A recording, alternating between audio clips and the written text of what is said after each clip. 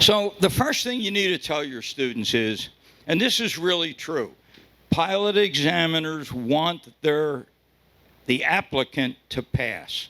If we unfortunately have to disapprove an applicant, we do it when it's necessary. But it makes us feel bad. It spoils our whole day because we know these people have worked their tails off getting ready, and it kind of breaks our hearts when we have to disapprove someone, but we do it.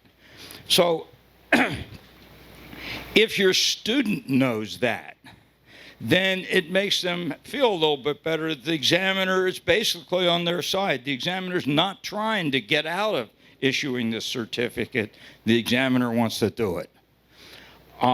So then it makes it easier for the student. Suddenly, the applicant's goal is just don't change the examiner's mind. The examiner has a mindset that he or she is going to issue a certificate today.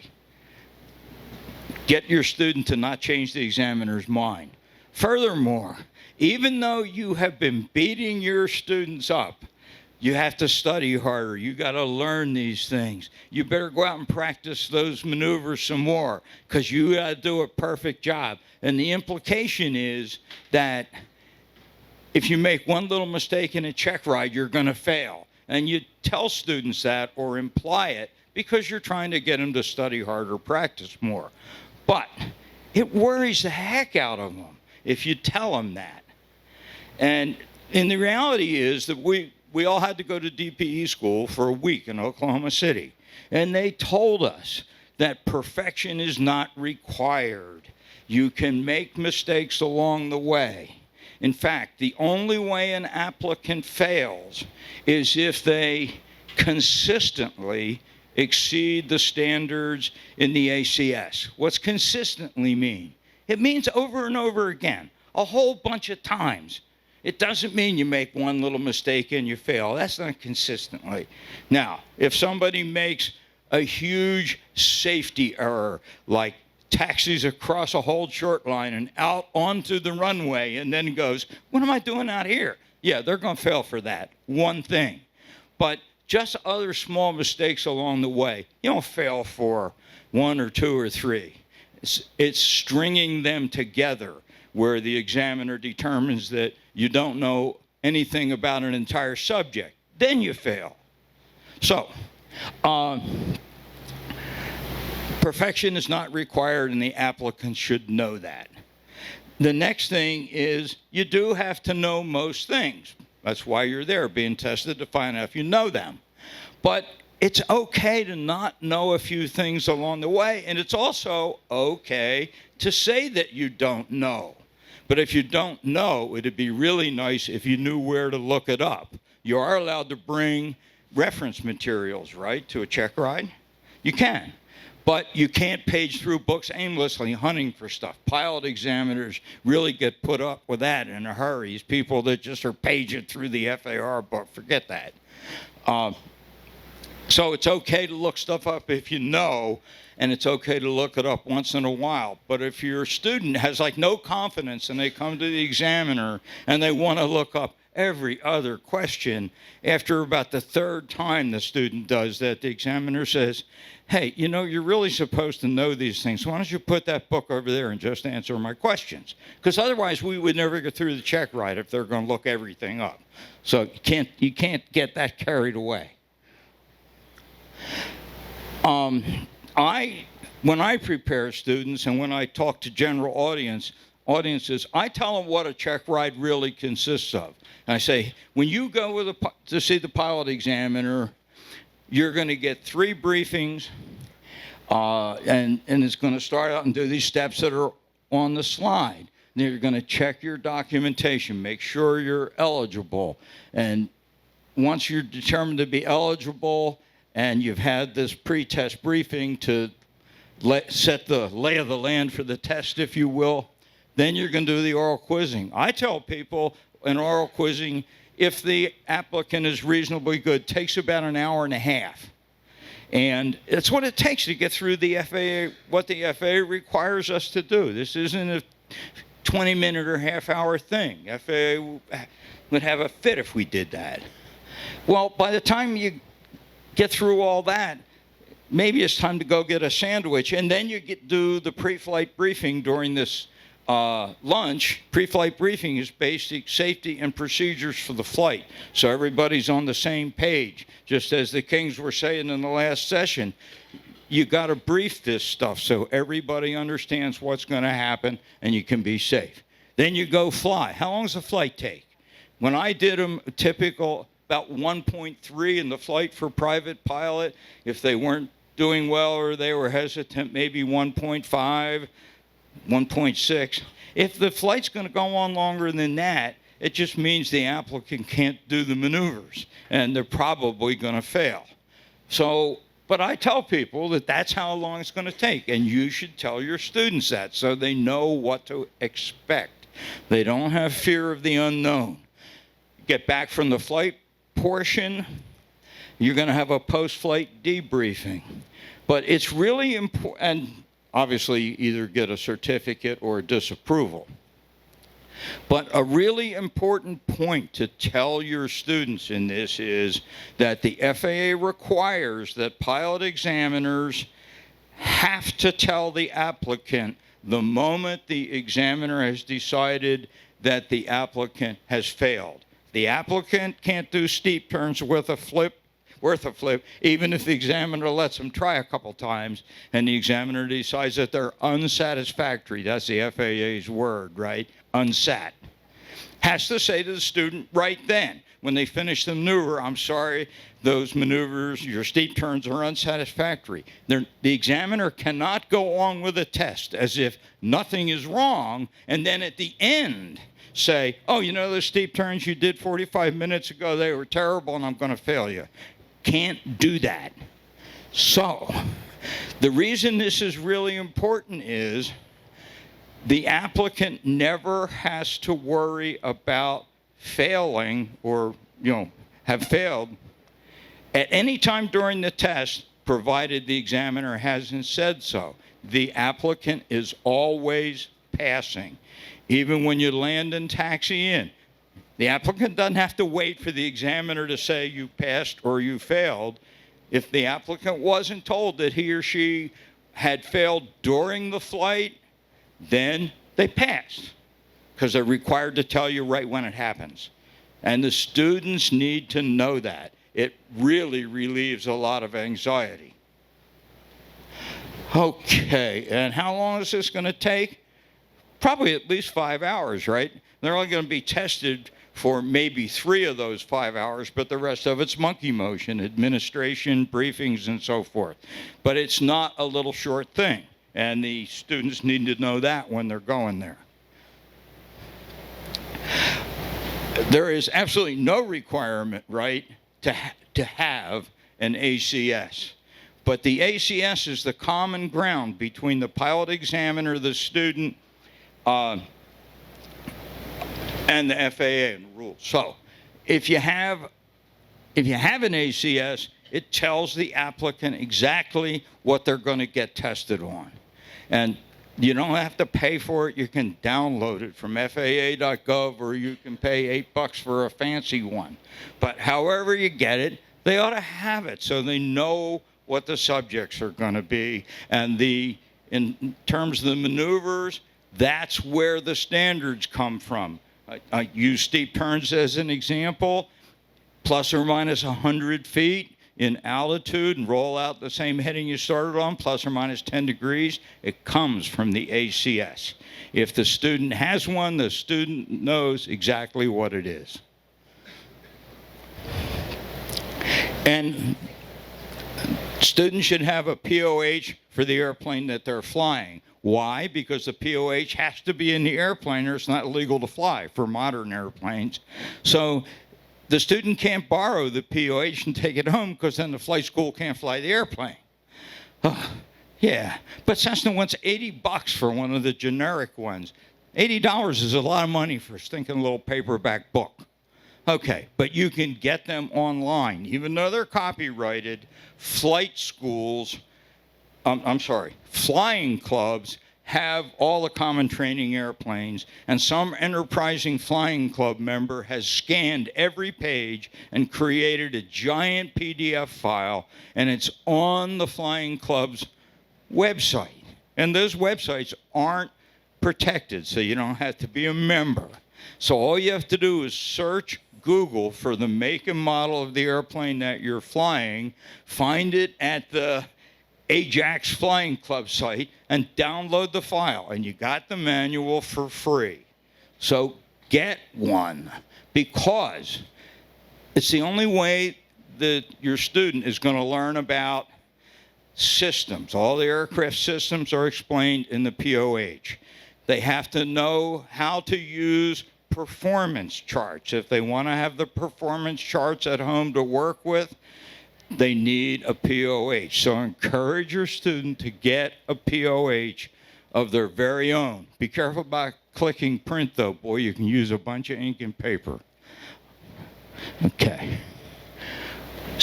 A lot of things that your student can't control, or you as the CFI can't control in a check ride. But there are things that you do have control over, and for heaven's sake, you should get your student to take control of the things that they have control over. So number one is eat breakfast in the morning. If they're running around in the morning trying to get ready to go to the airport and so forth and so on, and they're too busy to eat breakfast, and they show up for the check ride and they haven't eaten since the night before, your blood sugar goes off. You'd be lucky to remember your first name. And they do terrible in the oral. And I can't tell you how many times I would ask an applicant during the oral portion after they were really struggling. I'd say, when was the last time you ate? And they go, I had supper last night around 6:30. Well, of course they don't know anything. They haven't eaten for 14 or 15 hours. Don't let them do that. The other thing is, pilot examiners are wildly busy. You know, it's hard to get a pilot examiner these days, right? People are like 3 or 4 weeks out, and you can't get the day you want. So we all have plenty to do. And if, unfortunately, the applicant's going to be late, we have something meaningful to do if we know about it. We'll go do something else for an hour if the applicant's having a problem. But call. Talk about something that changes the pilot examiner's mind from wanting to issue a certificate to not at all being sure, is if the applicant leaves them at the airport twiddling their thumbs for an hour and you haven't heard from them, and you're just about ready to get in the car, give up and go home, and here comes the airplane. Oh, this jerk wasted an hour of my time for nothing, you know. And if you do call because you're late, tell them to be honest in their new time estimate. I know it's embarrassing to be an hour late, so people want to say, I don't know, I'll be there in a half hour or so, and you know darn well it's going to be at least an hour. Own up to it and say, I'm real sorry, I won't be there for another hour. And then the examiner says, thanks for letting me know, I'll go run some errands. And everybody's happy. When you call, you know that when you make an appointment for your student, or your student makes the appointment with the examiner assigns homework, right? Tells them to prepare a cross-country flight. And hopefully your student makes notes and writes down whatever the examiner tells them. That's fine, but then they wait 3 or 4 or whatever days, maybe the check ride's 3 weeks out, so they don't do it right away, and that's fine. But when they sit down to do it, they can't find the notes, or what they scribbled down doesn't make sense anymore. If they don't know what to do, tell your student to call the examiner and apologize, and please tell me again. The reason for this is that pilot examiners are required to prepare a plan of action for each individual check ride that we do, tailored to that student. The way we're going to conduct the check ride in turn is in part based on the student doing the homework the way we ask them to do it. If the student either doesn't do it or does it in some cockamamie way that doesn't make any sense, then our plan of action is pretty worthless, and we're not at all happy. So make sure that your student understands that doing the homework the way they were asked and doing all that they were asked to do, whatever it might be, is real important to the pilot examiner conducting the test, and the examiner will be ticked if they don't do it. Okay. So it's important to have all the endorsements. When I do this for general audiences, for the students who are going to go for the check ride, I tell them that after your instructor fills out your logbook and puts all the endorsements in there like they're supposed to, you, Mr. Student, must look in the logbook yourself and look with your own two eyes and see that they're in there. Because in spite of how some people think about flight instructors, like they walk on water, right? No, I know better than that. We all put our pants on one leg at a time. And instructors make mistakes. They skip endorsements. The phone rings and they just miss stuff. And whether or not you're going to get away with that when the examiner finds a missing endorsement or not is up to pretty much the local FAASTeam's policy. My FAASTeam was pretty good about it. They would let, if you could find the instructor, you could get the instructor to email an endorsement. That was good enough in Indianapolis, Indiana. But other places, they say, no, I got to have an original signature here. You send them home, let them get the right endorsements, bring them back later. So endorsements are real important, and the FAA is stickler about it. Tell your students that in the back of the ACS that they got, there's an appendix, and I think it's on page A11. There's an applicant's practical test checklist. Tell them to take all that stuff, even if they don't think they'll need it, because it's better off to have it and not need it than to need it and go, oh, geez, I didn't bring that with me. Because the FAA helps you and lists it right there. We already talked about getting a POH. It's important, and we'll just go to the next slide. Examiners have to look in these students' logbooks. We have to look and make sure they have all the aeronautical experience right before we start the check ride, because if they don't have it, we're not allowed to conduct the check ride, right? So there's important milestones.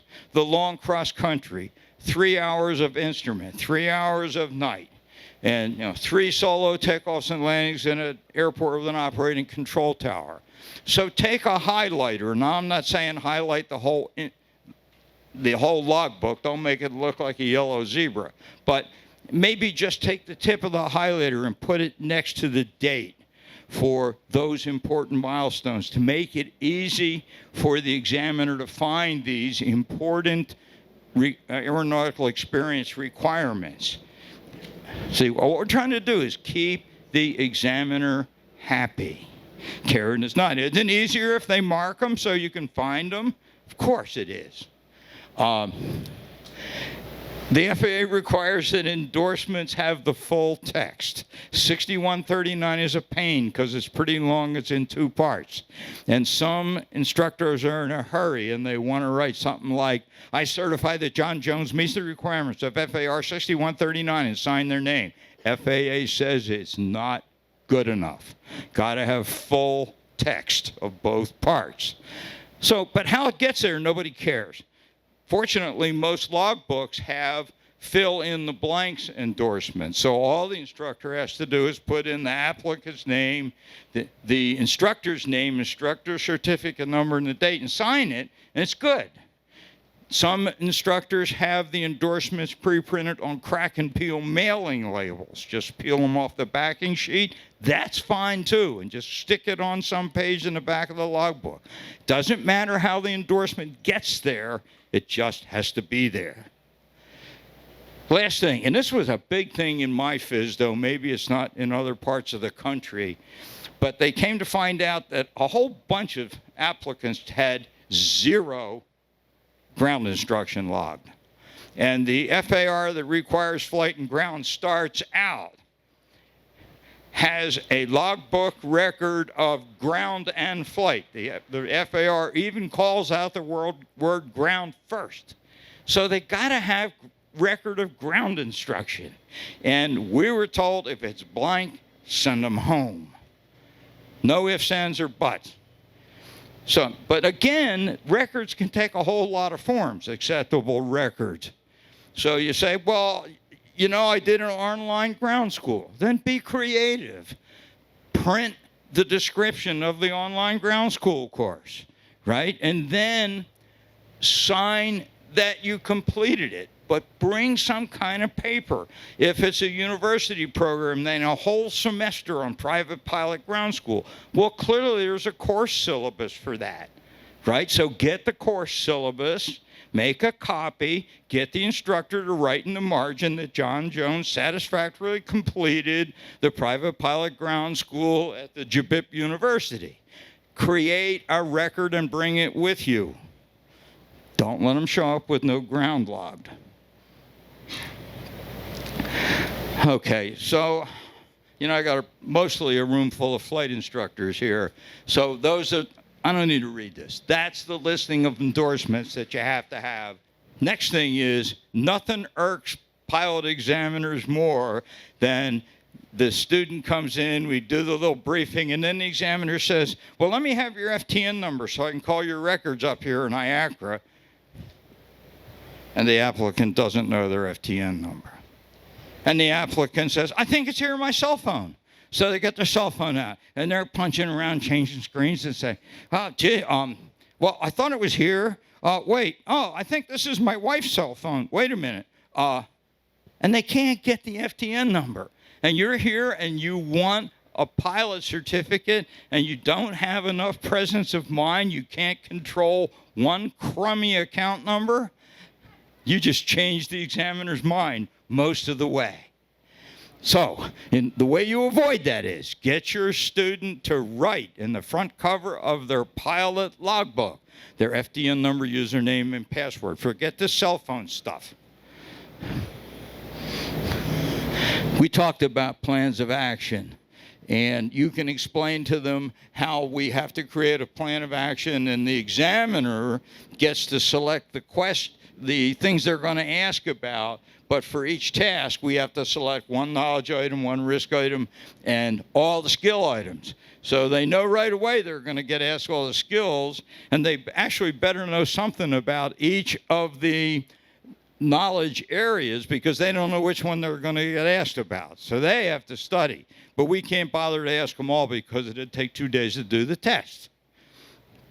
Also, tell them that the test is not likely going to happen exactly in the same order the tasks are in the ACS.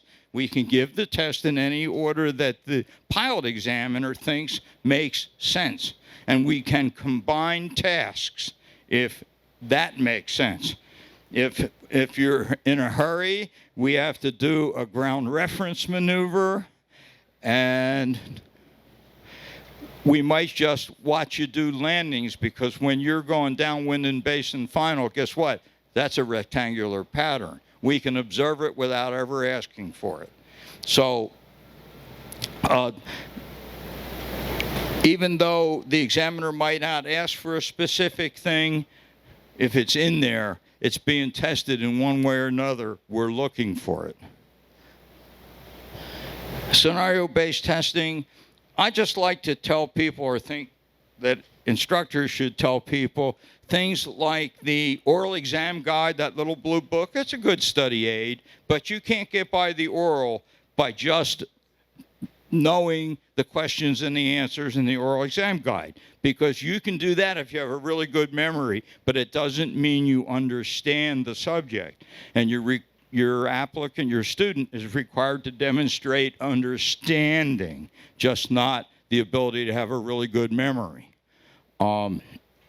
So what that means in the end is you won't get very many questions that start out what is, because they can be answered by good memory. You're much more like your student is much more likely to get a question that goes like, what will you do if? And then they lay out a little scenario. You get really high oil temperature up there by the red line. What are you going to do about that? That kind of question. Then we find out if you understand the systems. We understand if your student understands the relationship between oil pressure and oil temperature, and so forth. And is it on the next slide? No, what I want to say is we ask these questions that relate to some sort of emergency, and we get the answer, oh, I'll land and get it fixed. Well, we know darn well you're going to land and get it fixed eventually. What we want to know is, what will the student do to stay alive during the flight until they can get to an airport where they can land and get it fixed? That's what we want to know. Okay. In my experience, more people fail in the oral than in the flight. I tell students that if you get past the oral, you're 2/3 of the way done. So anyway, the oral's pretty important. So here's some common mistakes to run through real fast. Everybody knows about the word arrow. We use it as an acronym to teach about the paperwork in the airplane.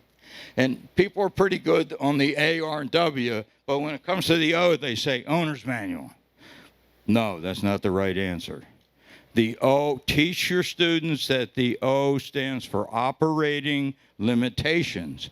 And the follow-up question is, and where are they located? Okay, some are in the pilot's operating handbook. That's true.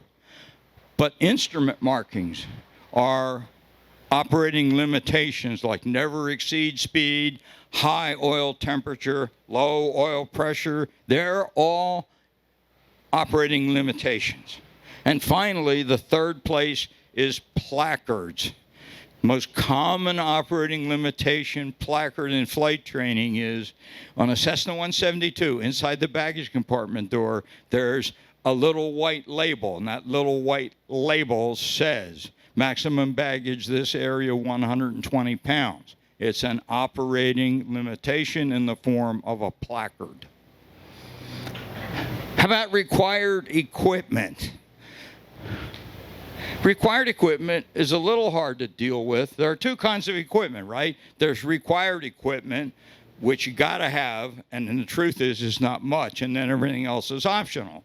So there are acronyms, the humorous ones, goose a cat or tomato flames. The letters in that can be parsed to call out the various items. As a pilot examiner, I never required students to be able to sit there in front of me and rattle off the required equipment. I was much happier if a student would say to me, well, if I ever have a question about that, I'm just going to look in 91-205 and see whether it's in the list or not, and I can check the POH in the back for the required equipment, and then I'll find out whether I can fly with that thing broken or not. Because 3 years later, even if you make them memorize it for the test, they're not going to remember. It's much better off if they know where to look.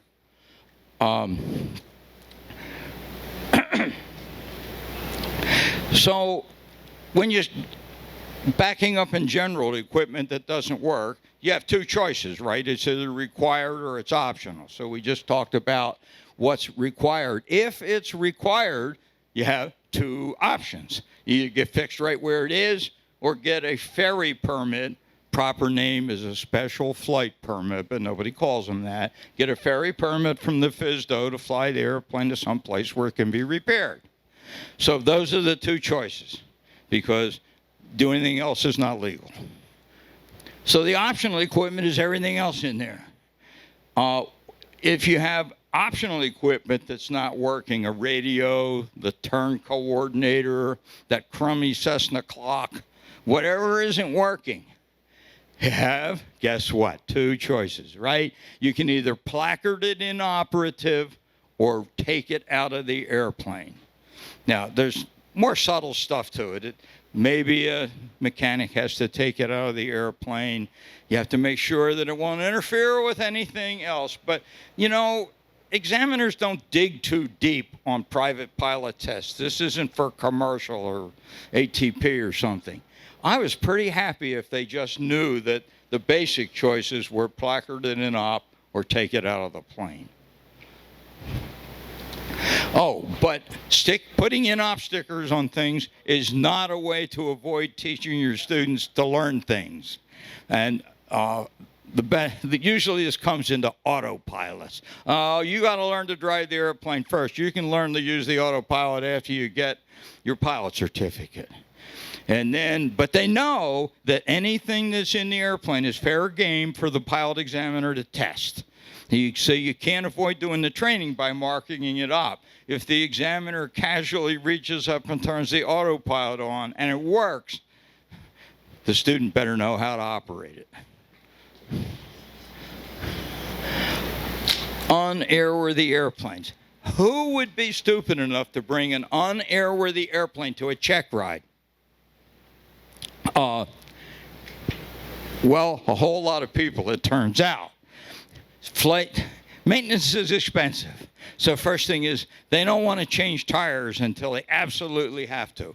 And when do you have to change the tire? When the cord shows. It becomes unairworthy if you can actually see the cloth. So they run the tires until they're completely bald. But as a pilot examiner, if they bring me an airplane and all the annular grooves, it's not tread, right? It doesn't provide traction. They're wear indicators. They're all gone and the tire's bald. I ask the applicant to roll the airplane. I look at the tires. If a spot comes up and the cloth is showing, we're done for the day. Pilot examiners are told unequivocally by the FAA, do not give a check ride in an unairworthy airplane, no matter how trivial the reason. And so there are a bunch of other reasons. Old dead Lorans or ADFs that no one spends any money on to repair. And they're still in the airplane because it costs money to remove them. Well, it's okay, but it's got to be placarded and operative. The old Cessna clock that died 8 years ago, it's still in there. It can be there. Got to placard it and operative. And this ELT battery and transponder certification, yeah, they check them on the annual and the 100-hour, but they're still good then, and it costs money to have it done. So the flight school doesn't have it done until it goes outdated. Oh, but they didn't keep track. And the last 100 hours 2.5 months ago, and now your student's taking it over for a check ride. You better believe that the examiner's going to look. Don't let that happen. Don't let that be your student. I don't want to get too deep into weather. I maybe should have pulled this slide. It is nice, though, if students know the difference between forecasted weather in the future and historic weather from the past. And so if I ask, how are you going to know how the weather's going to be when we get over to Bloomington, Illinois later this afternoon? They go, oh, I'll look at the METAR. Well, we know right away they don't know anything because METARs are history, what happened before, not what's going to happen 4 hours from now. So they got to understand the difference. And radar is not a forecasting tool. Don't let your student think that radar forecasts weather. Oh, it might tell you what's going to happen where thunderstorms are moving for the next 30 minutes. But it's not going to tell you about whether there's going to be thunderstorms this evening in Appleton. They haven't formed yet. Radar sees precipitation, right? That's what it reflects off. If it doesn't exist, can't see it. And don't let them use an old textbook. How do you get en route weather? Oh, I'll call FlightWatch on 122.0. There's like 30 million textbooks out there that have that in it. And I was personally a big fan of FlightWatch. But it's gone because it wasn't being used, you know, with all this XM weather and so forth. It's kind of taken that over. But you get that parroted answer. Don't let your student give that answer. E&G airspace. First of all, airspace in general, most applicants know where A, B, C, and D airspace is, where it's located. But they have a heck of a time with E and G. So it's much easier to teach E and G by starting with G and tell them G is for ground. Everywhere that B, C, and D do not touch the ground, that's the core in the center of that airspace, there is a thin blanket of Class G. There is a thin blanket of, let's see, they said this thing has a, oh yeah, it's on the screen, so it'll work. When we used to use a TV, you can't put the laser pointer on the TV, you're out of luck. So that means everywhere out in here and even up here underneath the Class B shelf, there's a thin layer of Class G airspace. The only thing that changes is how thick is the thin layer of Class G airspace.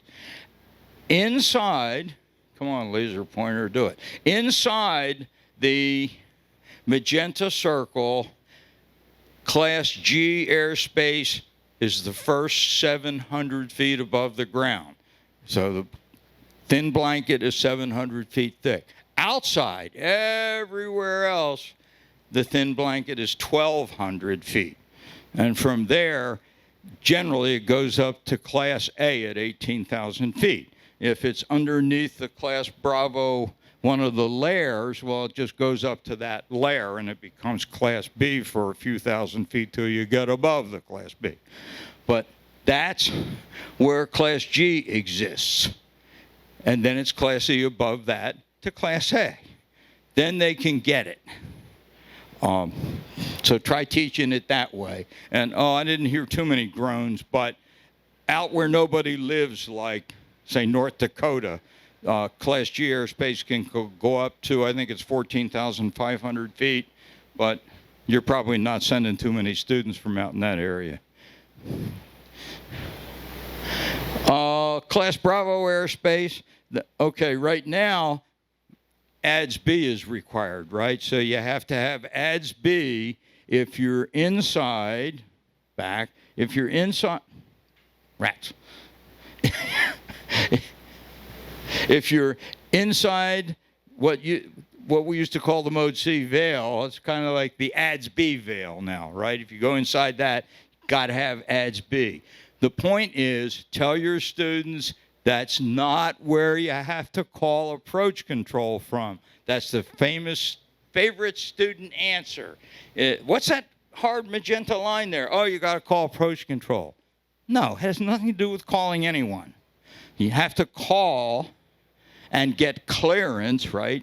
The operative word is clearance in Class Bravo before you go in the cake, but not at the hard magenta line. What else? Let's hope that you know the weather minimums and you can teach them and move on from that. Make sure they understand, though, that for Class Bravo, the controller has to say the tail number and say is cleared into. Doesn't matter how many times you talk to the controller. If the controller does not say Cessna 1234 X-ray is cleared into the Cincinnati Class Bravo airspace, you can't go in. And there's no defense to say, I talked to them 4 times. They called traffic for me, gave me a vector. Yeah. The FAA says, did you get a clearance? And you say, and your student says, I thought so. And they say, here, we'll play the tape for you. Doesn't work. I used to get a lot of people that didn't know about special flight rules areas. Know that. Make sure that your student knows about the existence of special flight rules areas, and that they have, especially for the Washington, D.C. one, they have to take an online course and take a little quiz and then print a certificate of completion and put it in the airplane with them. Now, we're all pretty far from Washington, D.C. I personally have not been out there since this rule went into effect. So I've never taken the course. But they need to know about it. Other places like Greater New York City, Los Angeles Basin, the Grand Canyon, because they had a whole bunch of mid-air collisions out there, and they set rules up for that. The pilots are expected to learn that on their own, but they are expected to learn it. But there's no special course or quiz. We talked about performance charts. Your applicant needs to know how to use performance charts. And for convenience, if you have a habit of telling them that their Skyhawk burns 10 gallons an hour and they think that's gospel, it always burns 10 gallons an hour no matter what, and they try to tell the examiner that, they're going to be sorely disappointed, especially for doing the cross country that they're going to be asked to plan. Make sure they use the real performance charts for the airplane. And if they get asked to do a takeoff or landing distance problem, make sure they, in addition to using the chart itself, they use the header notes or footnotes about add for dry grass runway and so forth. Okay, I'm sure you've seen plenty of charts, so we won't have to look at them. Here's one, though. I get students, get applicants that can't convert Fahrenheit to Celsius, because the performance charts in temperature are given in Celsius, right? But we don't think that way in this country generally. Every E6B has a scale at the bottom. And so, all these people have E6Bs and don't know it's there. And if you have an electronic E6B, which is acceptable these days, they all have a function to do the conversion. So it's right there at their fingertips. Can you wait till the end, sir? So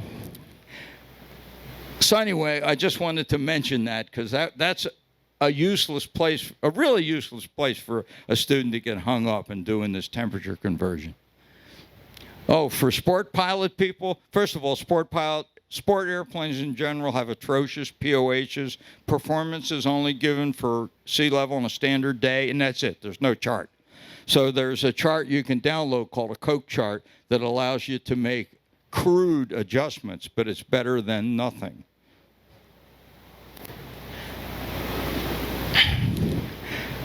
I guess I just have to fess up. I don't know squat about the new ICAO flight plan form. I don't. Now, all the navigation programs, right? I use FlyQ, ForeFlight's more popular. They'll all create a flight plan for you. And I don't know, where's one of my DP? What do you ask people?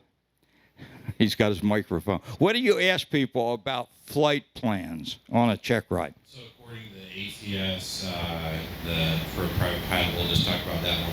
We're required to simulate filing and planning a VFR flight plan. So they can either do it, I allow them to do the old-fashioned sectional, old-fashioned FAA flight plan, the new one, or, show me how to do it on ForeFlight. Okay, so it is okay if they know how to do it in ForeFlight. Absolutely. I want them to do what they're going to do. He wants them to do what they're going to do in real life after they get their certificate. That's what we want people to do, to be able to fly safely after we give them the certificate. Okay, thank you for that. We talked about aircraft systems and malfunctions, so I don't know if we have to run through that. A lot of people come, though, to the test. They have no idea you can reset alternators. But you can. All you have to do is turn off the master switch for about 30 seconds, turn it back on, and most of the time the alternator will show a charge again. They just take a fit. Now, but if you do that, by the way, it's necessary to turn off avionics master first so you don't inadvertently spike the expensive electronics. The other thing I get is that they tell me that if the battery goes dead, so you can't get the alternator to reset and the red light stays on or low voltage warning. Well, what's going to happen when the battery quits? Oh, the engine will die, because they know their car will quit. Nobody's explained to them that the engine has magnetos and that they're self-contained. They generate their own spark. So you need to make sure that your students know that. This business about looking stuff up, if you can't remember a systems question, that's a really good time to go for the POH and look it up to tell the examiner. Aeromedical factors. Middle ear and sinus, tell them about the Valsalva maneuver because that really works. If the passenger's ears still hurt, you got to climb back up how high, however high you were during the flight. Sometimes they look at me, I say, how high would you have to go? Blank stare, right? However high you were. Then do it. That's what to tell them. And the answer to the scuba diving question is tomorrow. If I find out somebody that I want to take up on a plane has been scuba diving this morning, I'll tell them we'll go tomorrow. That covers all of the complicated rule about 12 hours for this and 24 hours for that no one can remember. Spin awareness. Obviously, we don't test spins in flight. They used to, by the way, but back in the dark ages, but no more. So if they just know some basic stuff about what gets into a spin in the first place, and if you teach them the acronym PAIR, and they can kind of explain that back to the examiner will nod their head and go, that's good enough. Okay, so let's talk about some real quick things in the flight portion, then we'll do some questions. The basic rules for flight is the applicant has to exercise good judgment. They just can't do anything abominably stupid or unsafe, or they'll fail. So I always get the question, like, can I do a go-around? Generally, examiners will allow one go-around, and we'll call it good judgment.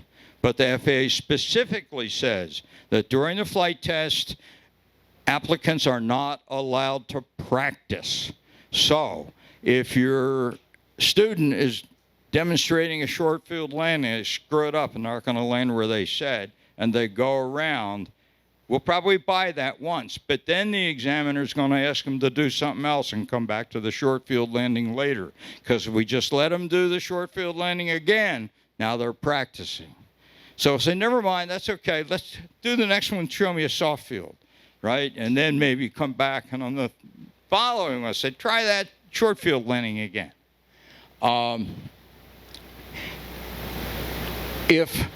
Especially in the flight, if an applicant makes a mistake, they turn the wrong way, just something kind of dumb, if they notice it right away and they fix it, that's what the FAA calls prompt corrective action. And we're trained that if the applicant makes prompt corrective action, we're not supposed to fail them because they had presence of mind to know they made a mistake and knew what to do, and they fixed it. That's good enough. It's when they don't fix it, they're in trouble. Can one of your students do something over? If they botch a maneuver, can they just say, can I try that again? Well, the FAA says, by the time you come for your check ride, you're supposed to know how to do these things and not need to do them over again. However, there are 4 reasons that applicants are allowed to do stuff over. A couple of them have to do with, like, if unforeseen traffic shows up and you have to break the maneuver off, well, you can do it over again. But the one that is helpful is if the applicant didn't understand what the examiner asked them to do, then they can do it over. So if your applicant's otherwise flying a pretty good check ride, but they screw up a maneuver, and the examiner is over there shaking his head, your student needs to say, I'm sorry, I didn't understand exactly what you want. Would you explain to me again what you wanted? Okay, you use the key that opened the door. You use the didn't understand key. Then, if the examiner is inclined, they'll just give the instruction again and let you do it over. Now, you can't do that a whole bunch of times, but it works.